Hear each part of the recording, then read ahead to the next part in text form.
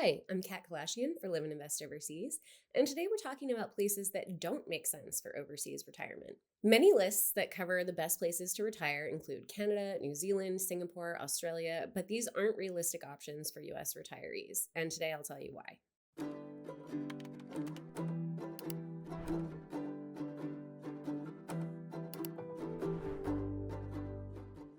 Best of lists are popular at the start of every year, and currently, the best places to live overseas is a really hot topic. There's more interest in moving abroad for Americans than ever before. After the US election in November, searches related to leaving the country skyrocketed, according to Google Trends. And because it's so popular, there's more info out there about moving abroad than ever before. But more information doesn't necessarily mean good information. Many of the current best of lists, especially those that focus on overseas retirement, are misleading because they feature countries where it's difficult for the average American to actually get residency and stay long term. In some cases, the requirements are so onerous that it's practically impossible for retirees to set up a life here. Residency and visas are often glossed over or even ignored completely in these lists, but it can be the determining factor in your ability to live in a country. Residency, by the way, refers to your legal right to live in a place long term. So unless you're satisfied with just staying in a place on your tourist visa, which generally lasts from 30 to 90 days, getting residency needs to be a top priority. Here's an overview of countries that feature in many of these best of lists right now that do not make sense for retirees because of their residency policies. Number one is Canada. Canada is on many Americans' radars as a place to move, especially those who were unhappy with the election results. Searches for how to move to Canada apparently peaked on November 6th, according to Google. It was first in CNBC Travel's list of places where Americans want to move following a disappointing election result. It came in sixth in Business Insider's The 10 Best Foreign Countries for Comfortable Retirement, and it came in eighth on Global Citizen Solutions' Best Countries for Americans to Retire in 2024.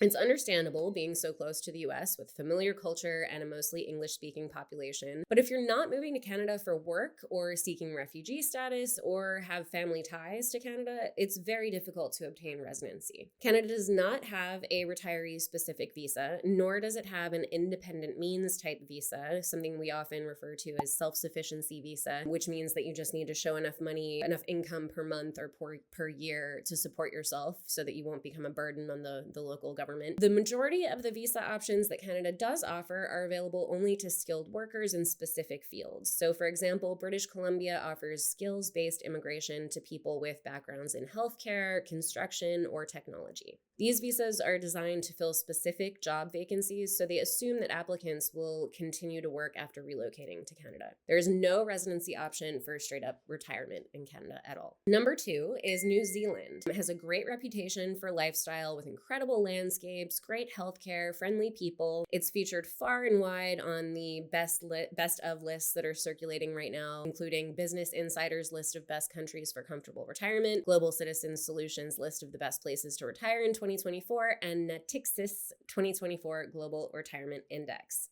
But you need to be pretty wealthy to establish residency in New Zealand, again, assuming that you don't have family ties or are seeking refugee or employment status. To retire in New Zealand, the easiest residency permit to qualify for is likely the Active Investor Plus visa, which assumes that you're a high net worth individual and you must have 15 million New Zealand dollars, which is about 8.5 US dollars, to invest in the country for 4 years. The visa allows you to stay in New Zealand indefinitely, but the budget required is about 141 times the average annual expenditure of Americans over 65, according to the Bureau of Labor Statistics. So pretty unattainable. Singapore is next. It came in 29th on the US News and World Report's rankings of the best places for a comfortable retirement. And the island nation is highly rated for quality of life. It's the first among Asian cities in Mercer's Quality of Living City ranking in 2024. It has excellent infrastructure and healthcare. It's extremely safe and well appointed. Again, though, if you don't have family and you aren't being given a work contract or applying to study, the hurdles you have to jump through here are incredibly high. The island has a high population density and it doesn't really want more people. So it basically has designed its residency programs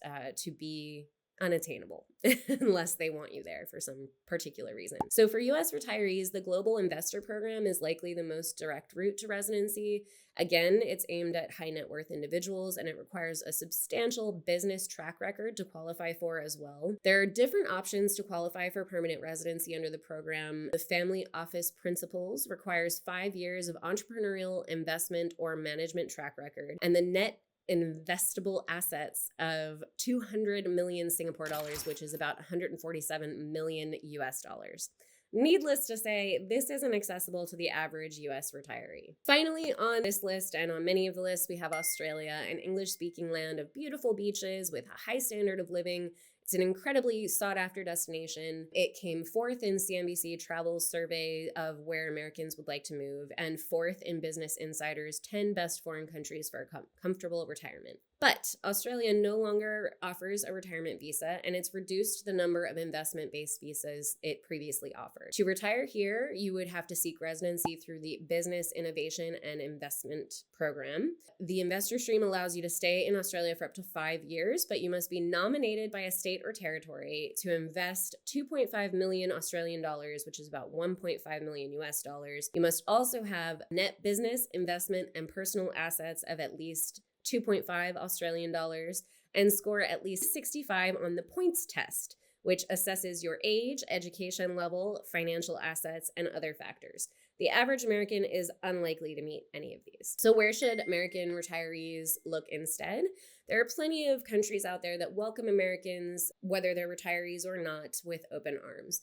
Panama, Belize, Costa Rica, for example, all roll out the welcome mat for American expats. They not only offer retiree-specific visas that are easy to qualify for, they even offer incentives and perks for establishing residency, like the ability to import your household effects duty-free, zero local tax burden, and special discounts on local medical, restaurant, and utility bills. Other countries like Portugal, Spain, Greece, they don't offer retiree-specific visas, but they do offer the independent means visa, which we often call the self-sufficiency visa. All you have to do is prove a sufficient monthly income and you'll be given residency. The thresholds are generally low enough in these countries in Europe that we're talking about that the average retiree can reasonably qualify. So for example, Portugal's D7 visa requires just $1,500 per month and you'd be eligible to apply. If you're interested in moving overseas, you should act on visa opportunities as soon as possible, assuming you meet the requirements, because they're constantly changing and they tend to become more restrictive and less beneficial over time. So if you are thinking about this,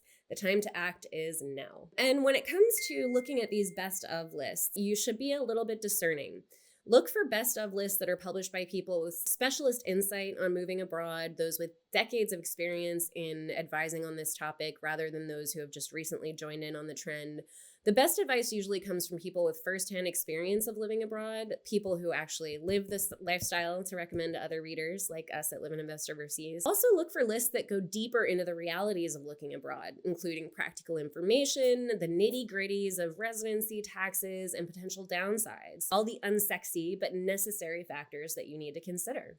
Best of lists that only discuss the idealistic aspects of living in a new country are fun to read, but limited in usefulness and actionability. Are you thinking of moving abroad? Are you a retiree or thinking of a digital nomad visa perhaps? Let us know in the comments which countries appeal to you the most. We'd love to hear from you. And for more practical, actionable information like this from Live and Invest Overseas, don't forget to subscribe to our videos. Happy trails.